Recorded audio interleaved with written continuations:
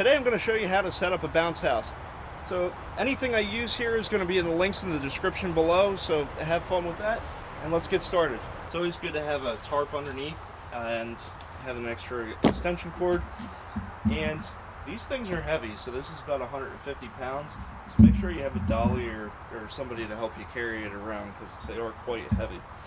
Go around and make sure that there's no sticks or anything that's going to put a hole in the bounce house. Alright, so assuming that you've already done that, we'll set up our tarp next. I'll put a link in the description to all of these if you want to order the same thing. This is a 13 by 13 foot bounce house, so I got a 15 by 15 foot thick tarp. So I'm going to put the tarp down first. That'll help to make sure I don't put holes in the bounce house, and it'll keep the bounce house from getting wet from the moisture from the ground.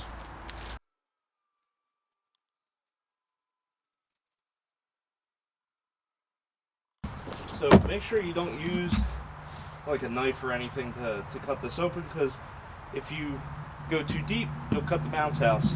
They have something called clever cutters that are really nice for this. I'm just going very lightly into the tape.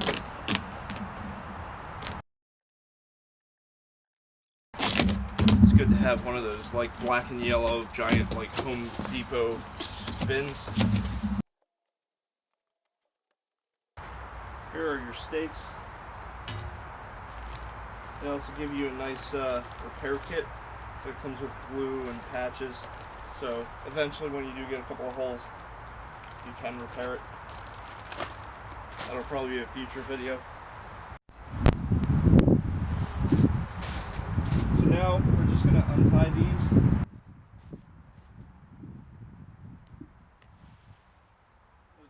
Pulled out.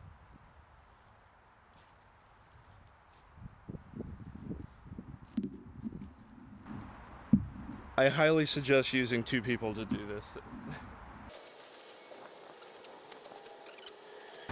blower on this side, we're going to have the entrance on that side.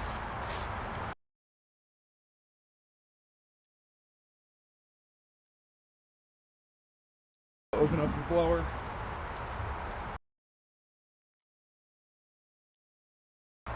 So you'll have your blower. This is where you're going to hook up to. This is where the air comes out. Don't point this at your face. There's a lot of airflow coming in and you can get hit with something. They give you a pretty good size cord, but if it doesn't quite reach a GFI outlet, you will want to use an extension cord. They suggest not using an extension cord if you can get away with it, but try to use the shortest extension cord as possible, because there is a voltage drop as the cord gets longer, which causes issues with motors. So what I want to do next is I'm going to drive these stakes through here. So basically I want to get that loop that's on each corner, and I'm just going to put it through this tarp. Just keep the tarp from moving as well. I usually put them at an angle.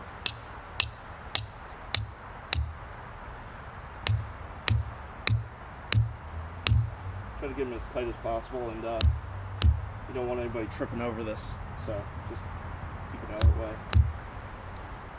Give yourself enough that you can actually pull it back up. Crowbar could actually help with this, and a piece of wood to put under the crowbar when you take it out. You're just going to repeat this for all the corners.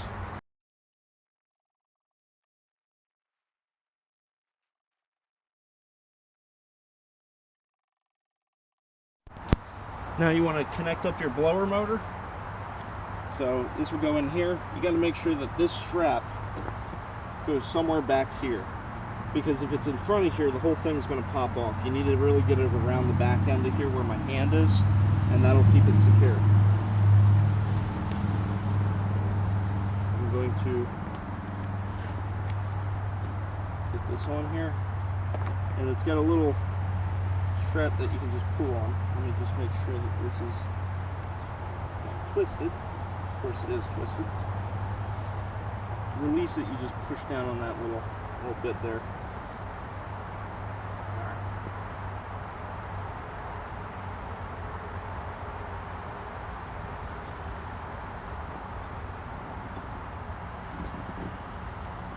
Now this is the whole thing that keeps the bouncy castle up. You're going to want to make sure that this is as tight as you can get it. So I'm not gonna stake everything in right away, all the way. I'm just gonna lightly put the stakes in, and then I'll move it as soon as this is actually inflated.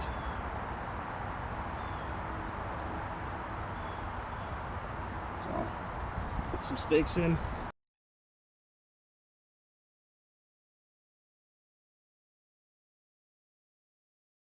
As tight as you can get it.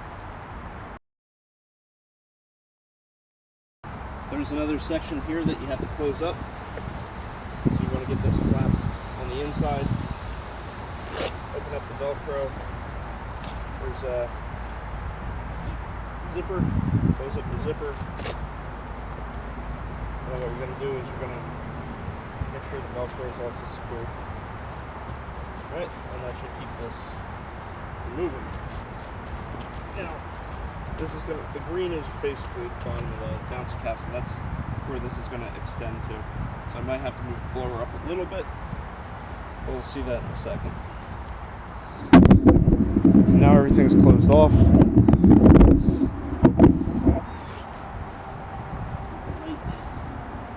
Come back through here.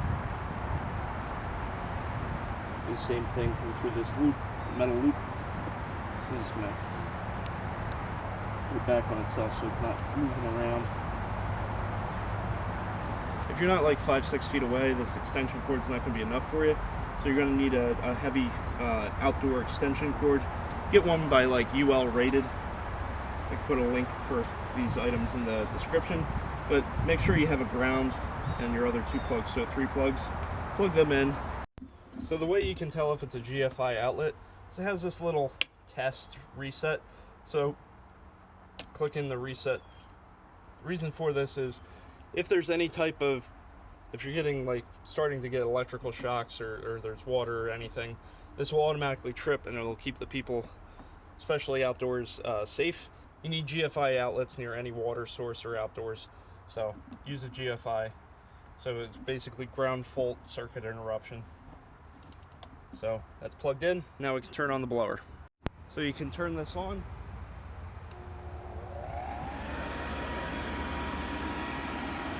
It says it takes about 2 minutes to completely be inflated. I may have to adjust some of the spikes.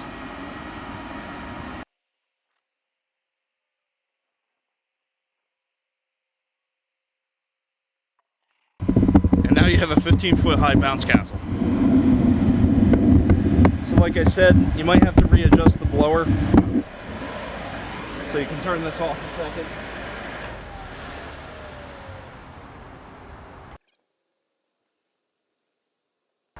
Push those stakes back in.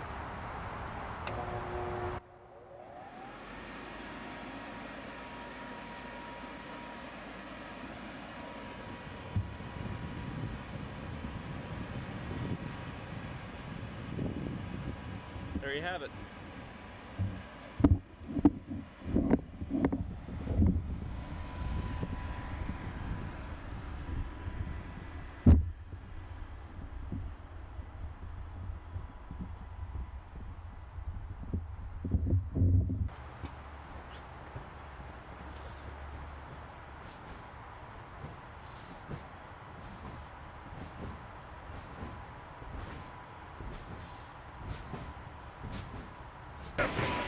Are you happy? You like it? You're just all smiles.